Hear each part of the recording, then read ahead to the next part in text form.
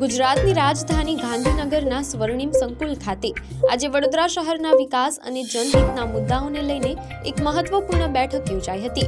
રાજ્યના ગૃહ રાજ્યમંત્રી અને વડોદરાના પ્રભારી મંત્રી હર્ષ સંઘવીની અધ્યક્ષતામાં વડોદરા શહેર ભાજપ અને મહાનગરપાલિકાના હોદ્દેદારો સાથે આ બેઠક યોજવામાં આવી હતી। આ બેઠકમાં વડોદરાના સહપ્રભારી મંત્રી કમલેશ પટેલ પણ વિશેષ ઉપસ્થિત રહ્યા હતા।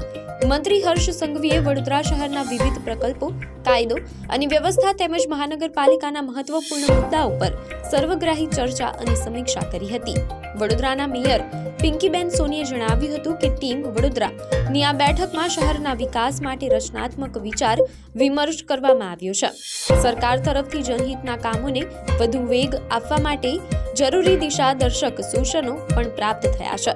વડોદરાના નાગરિકોની સુખાકારી અને શહેરના માળખાગત વિકાસને પ્રાધાન્ય આપવા માટે આ બેઠક ખૂબ જ ફળદાયી રહી હતી।